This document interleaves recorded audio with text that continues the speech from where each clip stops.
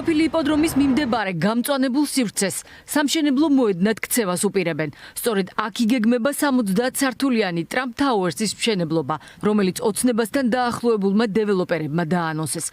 თუმცა აღმოჩნდა, რომ ტერიტორია, რომელიც 2 წლის წინ 85 მილიონად გაიყიდა, ძმებ ხაკაძეების კომპანიაზე კვლავ ივანიშვილის ქართულ საკუთრებაშია. რა ინტერესი აქვს ამ პროექტში ბიძინა ივანიშვილს?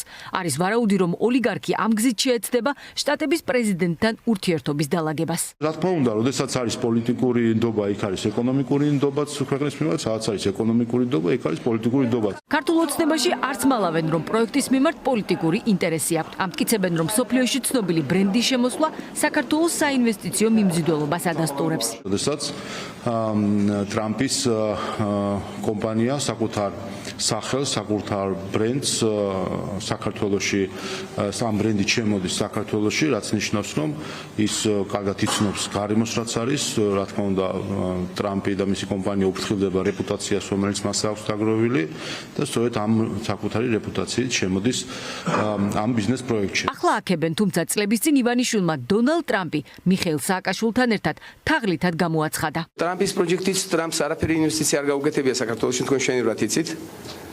გამოიყენეს, თქვა თორიონ კარგი ტრიუკი გააკეთეს, იმას აინტერესებდა რაღაც ფული გადაუხადეს ტრამპს. სააკაშვილი კიდევ როგორც ოსტატის სიცრუის ის გამოიყენა და მე არ ვიცი რა პროექტია საუბარი, მე მას სერიოზულად არც მეყურებია და არც მაინტერესებს სხვათა შორის და. არა და 2011 წელს შტატების დღევანდელი პრეზიდენტი საქართველოში იმყოფებოდა და ბათუმის Trump Towers-ის პროექტის პრეზენტაციასაც პირადად დაესწრო. ოცნების ხელისუფლებაში მოსვლის შემდეგ მშენებლობა აღარ გაგრძელებულა. ჩვენი მედის თვალით ვუყურებთ ამ ყველაფერს. იმედია, რომ ეს ყველაფერი იქნება უფრო დიდი, ვიდრე მანამდე გვეგონა.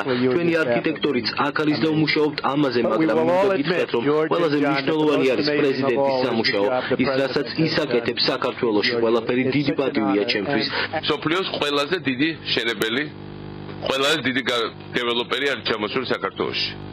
დონალდ ტრამპი არა მხოლოდ დიდი სახელი, არამედ ეს არის ძალიან დიდი პიროვნება.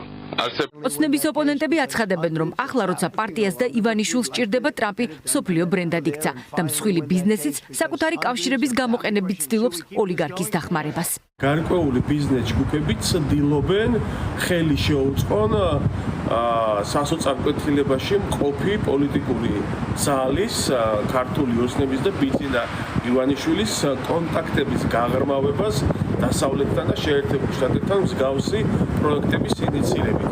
ეს რომ იყოს პოლიტიკური ქვეტექსტისგან, პოლიტიკური ინტერესებისგან დაცლილი პროექტი, ამ შემთხვევაში იქნებოდა მხოლოდ და მხოლოდ მისასალმებელი, იმიტომ რომ საქართველოში მსგავსი ინვესტიციების უდიდესი დეფიციტია.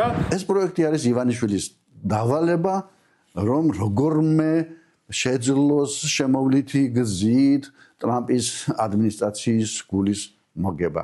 ეს არ არის კომერციული პროექტი. ეს ნაციონალურში არის მოთაფლის თუ მოხთამლის პროექტი. ძმები ფხაკაძეების ბიოგრაფი, ილია წულაიას არქი, ბლოქსი და Finest Georgia. პროექტში 4 ქართული დეველოპერული კომპანიაა ჩართული. ამერიკული მხრიდან კი Sapphire Organization-ი, რომლის მფლობელიც საქართველოში მცხოვრები ებრაელების შთამომავლები არიან. ალექს საფირის სახელი არაერთ სასამართლო დავას უკავშირდება.